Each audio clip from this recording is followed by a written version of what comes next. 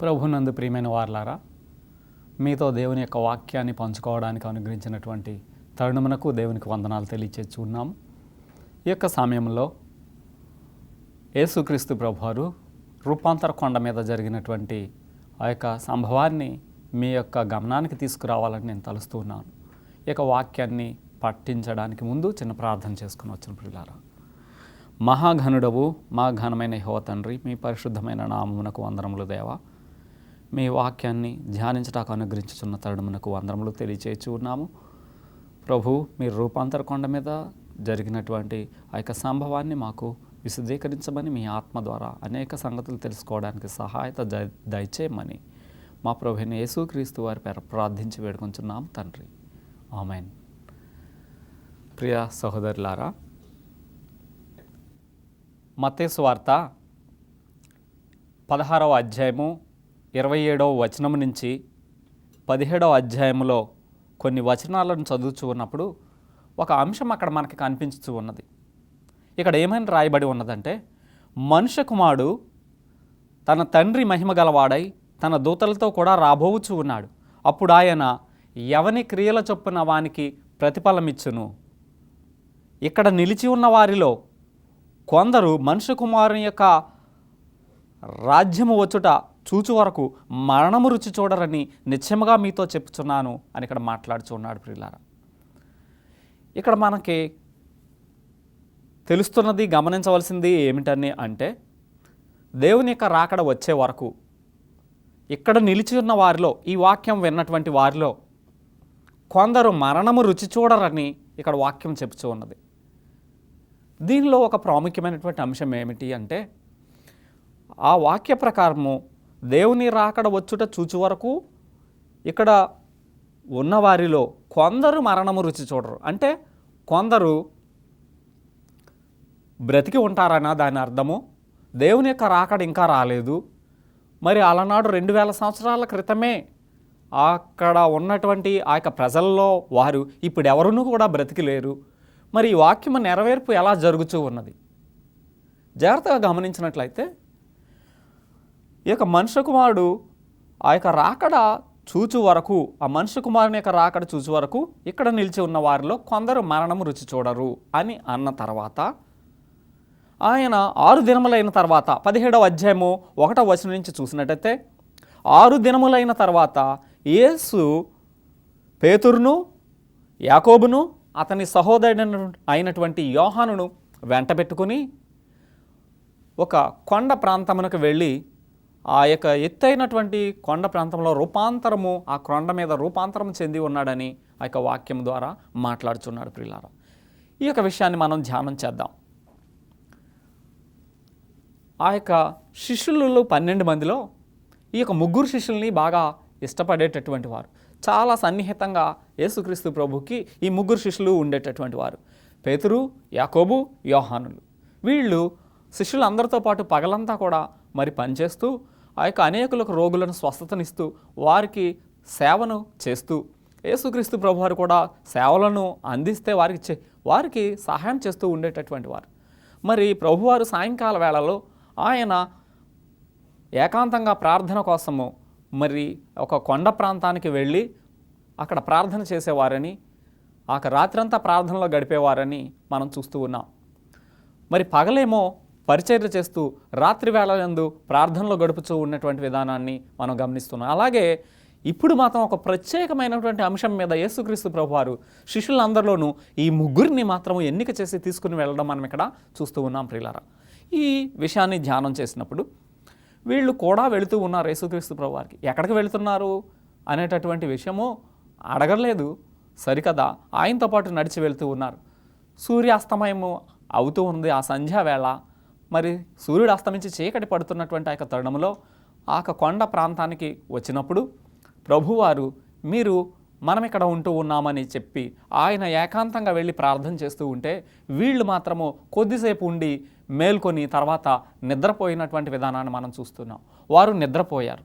యేసుక్రీస్తు ప్రభువారు ప్రార్థన చేస్తూ ఉన్నటువంటి ఆ యొక్క తరుణంలో లూకాసు వార్త 9వ అధ్యాయము 29వ వచనంలో ఆయన ప్రార్థన చేస్తూ ఉన్నాడని ఆ యొక్క వాక్యంలో చెప్పబడుచు ఉన్నది. పిల్లారు, ఇక్కడ జరిగినటువంటిది ఇంకొక సన్నివేశము ఏమిటి మనం గమనించవలసింది ఏమిటంటే, ఈ యొక్క ముగ్గురు శిష్యులనే ఎందుకు తీసుకుని వెళ్ళాడు అంటే ఒక కారణం ఉన్నది పిల్లారు. ఆ కారణం ఏమిటంటే, యేసుక్రీస్తు ప్రభు రాబోయేటటువంటి రోజులలో మరికొద్ది కాలానికి సిలువ మీద వేలాడబోతూ ఉన్నాడు, మరణించబోతూ ఉన్నాడు. ఈ యొక్క శిష్యులు అందరూ కూడా ఉన్నారు. ఈ యొక్క శిష్యుల్లో ఈ ముగ్గురు యేసుక్రీస్తు ప్రభు యొక్క మరణం గురించి వారికి క్షుణ్ణంగా తెలవాలి, వారికి దానిలో ఉన్న మర్మము పూర్తిగా అర్థం అవ్వాలి. అందుకు ఆయన యొక్క మహిమను తెలియజేయడం కోసం యేసుక్రీస్తు ప్రభువారు ఆ ముగ్గురిని ఎన్నిక చేసుకుని తీసుకుని వెళ్ళడం చూస్తూ ఉన్నాం. ఎందుకంటే ఆయన ఎవరో, ఆయన యొక్క మహిమ, ఆయన యొక్క ఘనత, ఆయన యొక్క ప్రభావం ఈ ముగ్గురికి తెలవాలి. తర్వాత ఆయన రాబోయేటటువంటి రోజుల్లో భవిష్యత్తులో తర్వాత కొద్ది నెలలకు సంభవించబోయేటటువంటి ఆ యొక్క మరణం గురించి వారు యేసుక్రీస్తు ఇంత ఘోరంగా మరణించాడా మనం విశ్వాసం ఉంచినటువంటి ఆయన అని వారు అపనమ్మకం పాలు కాకుండా దేవుని యందు విశ్వాసంలో వాళ్ళు బలపడాలని వారి ముగ్గురిని ఎన్నిక చేయడం మనం చూస్తూ ఉన్నాం. వారు ఆ కొండ దగ్గర ఉన్నప్పుడు వారు నిద్రపోతూ ఉన్నారు. యేసుక్రీస్తు ప్రభువారు మరి ప్రార్థన చేసుకునేటటువంటి తరుణంలో పరలోకములో ఉన్నటువంటి ఆ తండ్రికి విజ్ఞాపన చేస్తూ ఉన్నటువంటి తరుణంలో రోజంతా అలసిపోయి బలహీనముగా ఉన్నప్పటికీ ఆయన రాత్రంతా ప్రార్థనలో గడిపేటటువంటి విధానంలో మనం చూస్తూ ఉన్నాం. ప్రార్థన చేసినప్పుడు పరలోకపు ద్వారములు తెరవబడి పరలోకం నుండి ప్రకాశమానమైనటువంటి వెలుగు ఆ కొండ మీదకి ఆయన యొక్క సన్నిధికి ప్రసరించుచూ ఉన్నది. ఆ యొక్క సన్నిధానం అంతా కూడా వెలుగుతో మహిమతో నింపబడి ఉన్నదని వాక్యంలో మనం చూస్తూ ఉన్నాం ప్రియులారా. ఈ యొక్క మాటలను మనం చూస్తే మత్తయి సువార్త 17వ అధ్యాయంలో 2వ వచనం నుంచి ఆ 2వ వచనానికి ముందు 6 దినములైన తర్వాత యేసు పేతురును యాకోబును అతని సహోదరుడైనటువంటి యోహానును వెంటబెట్టుకుని ఎత్తైన ఒక కొండ మీదకి ఏకాంతముగా పోయి వారి ఎదుట రూపాంతరము పొందెను. ఆయన ముఖము సూర్యుని వలె ప్రకాశించెను, ఆయన వస్త్రమును వెలుగు వలె తెల్లని వాయెను. ప్రియులారా, ఆయన యొక్క వస్త్రములంతా కూడా ఆ యొక్క ధవళవర్ణము తెల్లని వాయనని ఆ యొక్క వాక్యంలో చెప్పబడుచు ఉన్నది. ఆ యొక్క తెలుపు పరిశుద్ధతకు గుర్తని మనకి తెలుసు ప్రియులారా. ఆ ప్రకాశమానమైనటువంటి ఆ యొక్క వెలుగు అక్కడ ప్రసరించుచు ఉన్నదని, అక్కడ పరలోకపు యొక్క దీవెనలు, పరలోకము నుంచి వచ్చినటువంటి ఆ యొక్క దేవుని యొక్క సామీప్యత అక్కడ కనపడుచు ఉన్న విధానాన్ని మనకి ఇక్కడ తెలియచేయబడుచు ఉన్నది. ఆ యొక్క వాక్య ప్రకారము ఆ యొక్క దేవత్వము నుండి మానవత్వంలోనికి వచ్చి ఉన్నాడు. ఇప్పుడు ఆ యొక్క దేవత్వము ఆ యొక్క మానవత్వము ఏకమై దేవుడు అయినటువంటి పూర్తిగా ఆయన మానవుడు పూర్తిగా దేవునిగా ఉండేటటువంటి ఆ యొక్క మహిమ ఇప్పుడు చూస్తూ ఉన్నాం. చాలా ఆశ్చర్యకరమైనటువంటిది, అద్భుతమైనటువంటి ఆ యొక్క సన్నివేశము.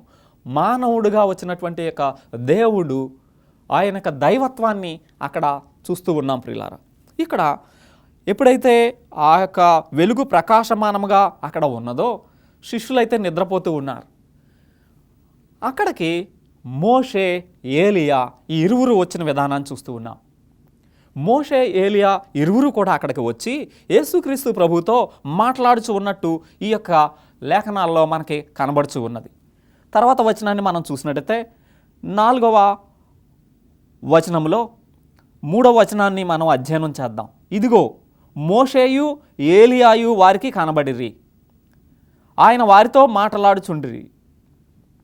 అప్పుడు పేతురు, ప్రభువా, మనం ఇక్కడ ఉండుట మంచిది, నీకిష్టమైతే ఇక్కడ నీకు ఒకటియు, మోషేకి ఒకటియు, ఏలియాకి ఒకటియు 3 పర్ణశాలలు కట్టుదమని యేసుతో చెప్పారు. వారు నిద్రావస్థలో నుంచి బయటికి వచ్చి ఆ యొక్క వెలుగు ప్రకాశించడం చూసి అప్పుడు అంటూ ఉన్నారు వాళ్ళు, ప్రభువా, మనం ఇక్కడ ఉండటం మంచిది, నీకు ఒకటియు, మోషేకి ఒకటియు, ఏలియాకి ఒకటియు పర్ణశాలలు కట్టుదమని వారు అన్న మాటలు మనకి ఇక్కడ కనబడుచు ఉన్నది.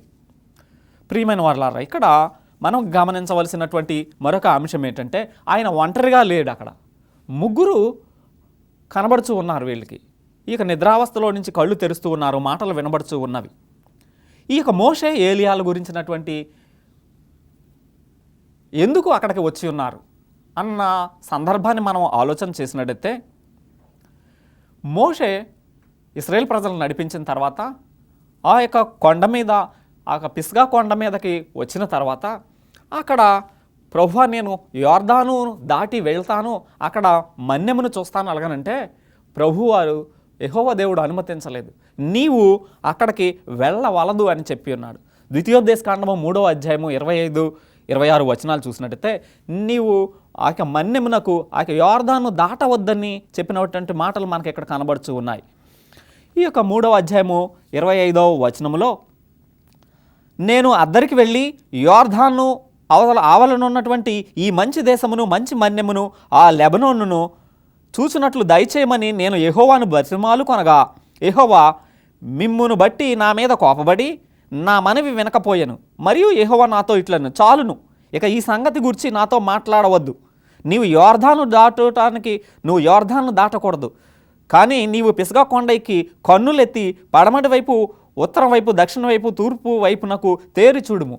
ఆ యొక్క ప్రాంతాన్ని మన్యమును చూడమని అన్నాడు తప్ప నువ్వు అక్కడికి వెళ్ళొద్దు అని ప్రభు వారు చెప్పిన విధానాన్ని చూస్తూ ఉన్నాం. అయితే ఇశ్రాయేల్ ప్రజల యొక్క చేసినటువంటి పనులను బట్టి దేవుడు ఈయన్ని వెళ్ళనివ్వలేదని మనం ఇక్కడ చూస్తూ ఉన్నాం. కానీ తన యొక్క భక్తుల్ని విడనాడాడు. మరి ఆ యొక్క మన్యములోనికి లేదంటే ఆ వాగ్దాన భూమిలోనికి ప్రవేశించకుండానే మోషే మరణించడం మనం చూస్తూ ఉన్నాం. మరి దేవుడు ఆయన ఇచ్చిన వాగ్దానాన్ని మోషేకి లేకుండా చేసి ఉన్నాడా అని ఆలోచన చేస్తే దేవుడు నీతిమంతుడు, దేవుడు కరుణామయుడు. ఆయన మోషేకి ఏ ఆధిక్యత ఇచ్చాడు అలాగనంటే మోషే మరణించినప్పుడు స్వయంగా యేసుక్రీస్తు ప్రభువే ఆ యొక్క కొండ మీదకి వచ్చి ఆయన యొక్క దేహాన్ని అక్కడ ఉన్నప్పుడు ఆ దేహము గురించి ఆయన తీర్పు తీర్చి మోషేని అక్కడికి మరణించినటువంటి ఆ యొక్క దేహాన్ని పరలోకం తీసుకుని వెళ్ళినటువంటి విధానం మనం ఇక్కడ చూస్తున్నాం. ఆయన అక్కడ బ్రతికించిన విధానం కూడా మనకి ఇక్కడ కనబడుతుంది. ఈ వాక్యము మన సొంత మాటల్లో కాదు, కానీ ఇక ఎక్కడ రాయబడి ఉన్నదో చూద్దాం. తను వాగ్దానం చేసినటువంటి ఆ యొక్క భక్తులకు పాపములు బట్టి శిక్ష పడుతుందేమో, కానీ ఆ శిక్ష అనుభవం అయిన తర్వాత ఆయన వారిని తిరిగి బ్రతికించి తన యొక్క రాజ్యంలోనికి తీసుకుని వెళ్తాడని మనం గుర్తుంచుకోవలసిన వారమై ఉన్నాం. యూదా పత్రికల్లో 9వ వచనంలో ఇక్కడ మాట్లాడుచున్నాడు. మోషే మరణించి పరలోకం వెళ్ళినటువంటి నీతిమంతులకు గుర్తుగా మనకి కనబడుచు ఉన్నాడు అన్న విషయము ఇక్కడ మనము గమనించవలసిన వారమై ఉన్నాం ప్రియులారా. యూదా పత్రిక 9వ వచనంలో అంటూ ఉన్నాడు, అయితే ప్రధాన దూత అయిన మిఖాయేలు అంటే యేసుక్రీస్తు ప్రభువు, ప్రధాన దూత అయినటువంటి మిఖాయేలు అపవాదితో అంటే సాతానుడితో వాదించుచు మోషే యొక్క శరీరమును గూర్చి తర్కించినప్పుడు దూషించి తీర్పు తీర్చ తెగింపక ప్రభు నిన్ను గద్దించునుగాక అనెను. సాతానుడు అక్కడికి వచ్చి మోషే యొక్క దేహము నాది, పాపం చేసిన వాడు నావాడు, నీవాడు కాదు అని చెప్పి వాదిస్తూ ఉన్నాడు. అక్కడ తీర్పు తీర్చ తెగింపక అతన్ని గద్దించి ఆ యొక్క దేహమును పరలోకం తీసుకుని వెళ్ళిన విధానం మనం ఇక్కడ చూస్తూ ఉన్నాం ప్రియులారా. అలాగే మరణించి పరలోకం వెళ్ళబోయేటటువంటి నీతిమంతులకు గుర్తుగా మోషే ఉన్నాడని మనం గమనించాలి. యేసుక్రీస్తు ప్రభు రెండవ రాకడ సమయంలో మరణము రుచి చూడకుండా నీతిగా ఉన్నటువంటి వారు నీతిమంతులు ఉంటారు. ఆ యొక్క నీతిమంతులు ఈ యొక్క శరీరము మార్పు చెంది వారు పరలోకము వెళ్తారు. మరణించకుండా, మరణాన్ని రుచి చూడకుండా ఈ దేహము మార్పు చెంది పరలోకము వెళ్ళేటటువంటి వారు రెండవ రాకడ సమయంలో జరగబోయేటటువంటి ఆ యొక్క సంభవానికి సాదృశ్యంగా ఏలియాను మనకి చూపిస్తూ ఉన్నాడు ప్రియులారా. ఏలియా మరణం రుచి చూడకుండా, ఆదాము సంతానం అంతట్లో కూడా మరణాన్ని రుచి చూడకుండా ఆయన పరలోకం వెళ్ళాడు. అగ్ని రథం మీద వెళ్ళినట్టు మనకి తెలుస్తూ ఉన్నది ప్రియులారా. కనుక ఆ యొక్క ఏలియా మరణించకుండా వెళ్ళినటువంటి వ్యక్తిగాను, అలాగే యేసుక్రీస్తు రెండోసారి వచ్చినప్పుడు మరణం రుచి చూడకుండా పరలోకం వెళ్ళేటటువంటి వారికి సాదృశ్యంగా అక్కడ ఇద్దరు రిప్రజెంటేటివ్స్ మనకి కనబడుతూ ఉన్నారు. కనుక ప్రియులారా, ఆ యొక్క యేసుక్రీస్తు ప్రభుని బలపరుస్తూ భూలోకంలో ఆయన యొక్క స్వార్థ గురించి మాట్లాడుతున్నటువంటి విధానం మనం ఇక్కడ చూస్తూ ఉన్నాం. అందుకనే ప్రభువారు అంటూ ఉన్నారు, ఊహించనటువంటివి ఆయన చేస్తాడని, చేయడానికి శక్తిమంతుడని వాక్యంలో చెప్తూ ఉన్నాడు. ఎఫెసీ 3వ అధ్యాయం 20వ వచనంలో ఈ మాటలు కనబడుతూ ఉన్నవి. ఊహించని వాటికంటే చేయగల శక్తిమంతుడు మన యొక్క దేవుడు. కనుక సమస్తమును చేయగల సమర్థుడని మనం గుర్తుంచుకోనాలి ప్రియులారా. ఈ యొక్క విషయంలో మరి మోషే, ఏలియాలు ఈ యొక్క సాదృశ్యంగా కనబడుతూ ఉన్నారు. మరొక ప్రశ్న మనం వేసుకొనవలసింది ఏంటలగనంటే, ఆ యొక్క శిష్యులు అంటూ ఉన్నారు, ఈ యొక్క మాటల్లో మనం చూస్తాం, ప్రభువా మనం ఇక్కడ ఉండడం మంచిది, నీకొకటియు మోషేకొకటియు ఏలియాకు ఒకటియు పర్ణశాలలు కడతాం అనేసి అన్న మాటలు మనం వింటూ ఉన్నాం. ప్రియులారా, మోషే ఏలియాలు ఎప్పటివారో, శిష్యులైతే 2000 సంవత్సరాల క్రితం వారు. మరి వారు మోషే ఏలియాని ఇంతకుముందు ఎన్నడూ కూడా చూడలేదు. వారు ఈయనే మోషే అని, ఈయనే ఏలియా అని వారికి ఎలా తెలిసింది అనేటటువంటిది ఇక్కడ ప్రశ్న. ప్రియమైన వారలారా, యేసుక్రీస్తు మహామహిమను అక్కడ వారు చూశారు. ఈ యొక్క ఆదికాండం నుంచి ప్రకటన వరకు జరిగినటువంటి సంభవాలలో రక్షణ ప్రణాళిక ఎలాగున్నదో వారు గమనించి ఉన్నారు. కనుక ఆ పాత్ర వచ్చినప్పుడు దాన్ని రెప్పపాటులో సమస్తమును కూడా గ్రహించేటటువంటి విధంగా వారికి దర్శనము కలిగి ఉన్నదని మరి చాలామంది అభిప్రాయపడుచు ఉన్నారు. అందుకనే ఈయన మోషే అని, ఈయన ఏలియా అని గుర్తింపు జరిగి ఉన్నదని గమనిస్తూ ఉన్నాం. ప్రియమైన వారలారా, అలా ఈ ఇద్దరు కూడా మరణించిన వారికి మోషేను, బ్రతికున్న వారికి ఏలియాను గుర్తుగా ఉండి అలా పరలోకం వెళ్ళేటటువంటి నీతిమంతులందరూ వెళతారని చెప్పడానికి అక్కడ సంభవం జరిగి ఉన్నది. ఇక్కడ కొరింథీలకు రాసినటువంటి మొదటి పత్రిక 1 కొరింథీ 15:51 వచనాన్ని మనం చూసినట్టయితే మన మార్పు ఎలా జరుగుతుందనేటటువంటి మాట ఇక్కడ చెప్పబడుచు ఉన్నది. 51వ వచనంలో, ఇదిగో మీకు ఒక మర్మము తెలుపుచున్నాను, మనమందరము కూడా నిద్రించుదము కానీ నిమిషములో ఒక రెప్పపాటున కడబూర మ్రోగగానే మనమందరము మార్పు పొందుదుము. బోర మ్రోగును, అప్పుడు మృతులు అక్షయులుగా లేపబడుదురు, మనము మార్పు పొందుదుము. క్షయమైన ఈ శరీరము అక్షయతను ధరించుకొనవలసి ఉన్నది, మర్త్యమైన ఈ శరీరము అమర్త్యతను ధరించుకొనవలసి ఉన్నది.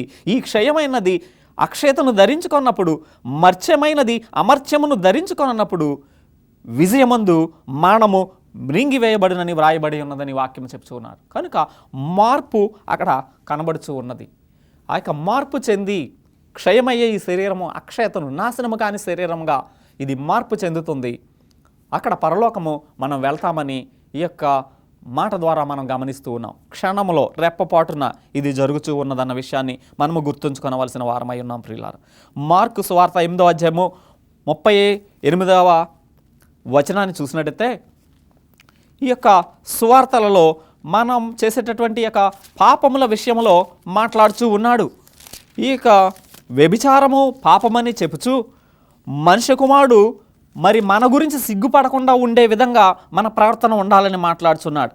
వ్యభిచారమును పాపమును చేయు ఈ తరము వారిలో నిన్ను గూర్చియు నా మాటలను గూర్చియు సిగ్గుపడువాడెవడో వానిని గూర్చి మనుష్య కుమారుడు తన యొక్క తండ్రి మహిమ గలవాడై పరిశుద్ధ దూతలతో కూడా వచ్చినప్పుడు సిగ్గుపడినని ఇక్కడ మాట్లాడుతూ ఉన్నాడు. ప్రియులారా, కనుక మనం ఆయన విషయంలో ఆయన మాటలు నమ్మక మనము విశ్వసించక సిగ్గుపడితే మన గురించి ఆయన సిగ్గుపడవలసి వస్తూ ఉన్నదని ఇక్కడ మనకి తెలియజేయబడుతూ ఉన్నది. ప్రియులారా, కనుక ఈ యొక్క శిష్యులు తన యొక్క మహిమను అక్కడ చూశారు. యేసుక్రీస్తు ప్రభు యొక్క మహిమను వారు చూసిన విధానాన్ని మనం ఇక్కడ చూస్తూ ఉన్నాం. ప్రియులారా, అందుకనే ఇక్కడ మాట్లాడుతున్నాడు. నిర్గమకాండం 32వ అధ్యాయము 32వ వచనం చూసినట్లయితే, వారి యొక్క పాపములు కనుక ప్రభువా నువ్వు క్షమించకపోయినట్లయితే నా పేరు ఆ యొక్క జీవగ్రంథంలో నుంచి తుడిచివేయమని మోషే అంటూ ఉన్నాడు. ఇశ్రాయేలు చేసినటువంటి పాపాలను కనుక క్షమించకపోయినట్లయితే నీవు నా పేరును కొట్టేయి, నా పేరును తుడిచివేయి అని అంటూ ఉన్న విధానాన్ని చూస్తూ ఉన్నాం. ప్రియులారా, కనుక ఆయన ఎంతో భక్తితో ఉన్నటువంటి ఆయన అలాంటి వ్యక్తికి మరణం వచ్చినప్పటికీ ఆ యొక్క భక్తుడిని అలా ఉంచకుండా పరలోకం తీసుకెళ్లిన విధానాన్ని మనం చూసి ఉన్నాం.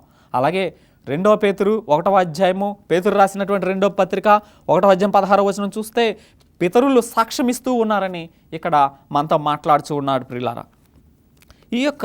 ఈ విషయముల అన్నింటిలో కూడా మనం ఆలోచన చేస్తూ ఉన్నప్పుడు దేవుడు తన యొక్క భక్తులకు తను సంకల్పించిన దాన్ని తెలియచేయకుండా ఏ పనియూ చేయడని మనకి తెలియజేయబడుచు ఉన్నది.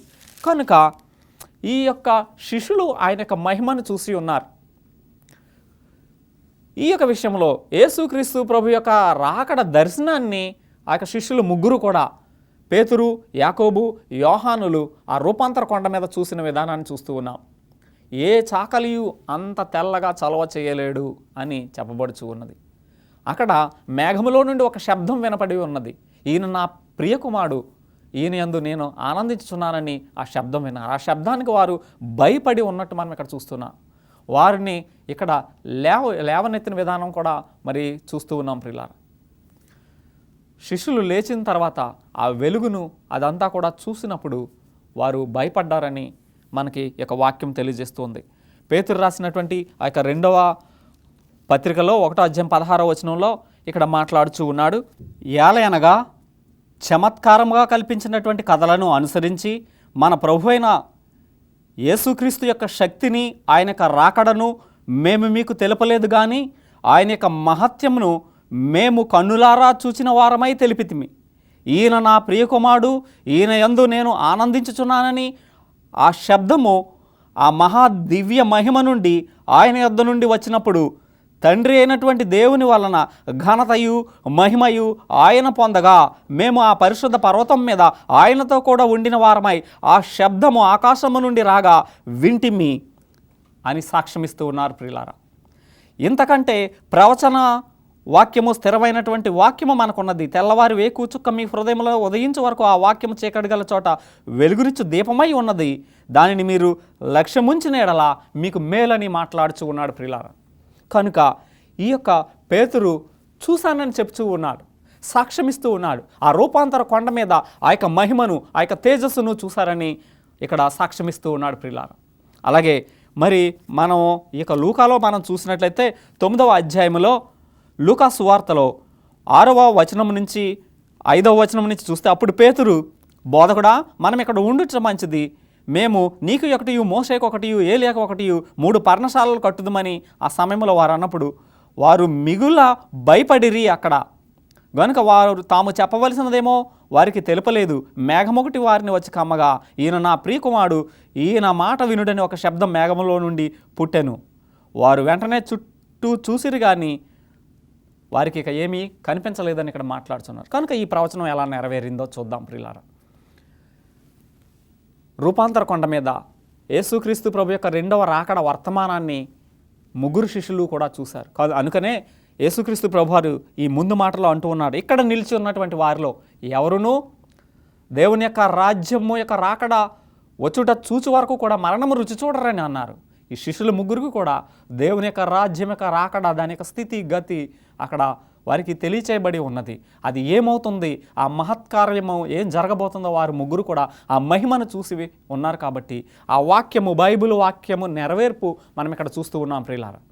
ఈ యొక్క వాక్యం యొక్క నెరవేర్పును ఆ యొక్క 3 శిష్యులు చూశారు. కాబట్టి ఆ యొక్క మాట వాస్తవమే అని మనం గమనించవలసిన వారమై ఉన్నాం. ఇక్కడ నిలిచి ఉన్న వారిలో కొందరు దేవుని యొక్క రాకడ వచ్చుట చూచు వరకు మరణము రుచి చూడరు. కనుక దేవుని యొక్క రాకడ సమయంలో ఇక పరిశుద్ధులు, మరణించినటువంటి పరిశుద్ధులు, క్రీస్తునందు మృతులైన వారు ఎలా లేపబడి పరలోకం వెళ్తారో వారికి సాదృశ్యంగా మోషే అక్కడికి రూపాంతర కొండ మీదకి వచ్చి ఉన్నాడు. అలాగే బ్రతికున్న నీతిమంతులు యేసుక్రీస్తు 2వ రాకడ సమయానికి మరణించకుండా, మరణం రుచి చూడకుండా పరలోకం ఎలా వెళ్తారో వారికి సాదృశ్యంగా ఏలియా ఉన్నాడు. కనుక ఆ వాక్యం అక్కడ నెరవేర్పును మనం చూస్తూ ఉన్నాం ప్రియులారా. పరిశుద్ధ గ్రంథముని అర్థం చేసుకుంటూ ఉన్నట్లయితే అనేక మర్మములు మన కోసము దేవుడు ఏర్పాటు చేస్తూ ఉన్నాడు ప్రియులారా. కనుక ఈ వర్తమానం బట్టి మనం బలపడి నీతిమంతులుగా ఉన్నటువంటి ప్రతి ఒక్కరుని దేవుడు ఖచ్చితంగా తన యొక్క రాజ్యంలోనికి తీసుకుని వెళ్తాడని మనకి ఇక్కడ నిత్యమైనటువంటి వాగ్దానం మనం కలిగి ఉన్నాం ప్రియులారా. ప్రార్థన చేసుకొని వచ్చును. మహాగణుడవైన మా ఘనమైన యెహోవా తండ్రి, మీ పరిశుద్ధమైన నామమునకు వందనములు. మీ రాకడ సమయంలో సంభవించబోటు సంభవాలను మాకు తెలియజేసి ఉన్నందుకు వందనములు. బ్రతికున్నటువంటి నీతిమంతులు, మరణించినటువంటి నీతిమంతులు ఏ రీతిగా మీ యొక్క రాజ్యంలో చేరతారో మోషేను, ఏలియాను మాకు చూపించి మీ రాజ్య వర్తమానమును మాకు ఇచ్చినందుకు వందనములు. తండ్రి, మీ రాకడ కొరకు మమ్మల్ని సిద్ధపాటు చేయమని, మా దోషములన్నీ పరిహరించమని, మీ కృపను బట్టి ప్రతి ఒక్కరిని రక్షించి మీ రాకడలో మేమందరము కూడా అక్కడ చేరి మీతో యుగములు గడిపే భాగ్యము చేకూర్చమని మా ప్రభువైన యేసుక్రీస్తు వారి పేర ప్రార్థించి వేడుకొంచున్నాము తండ్రి.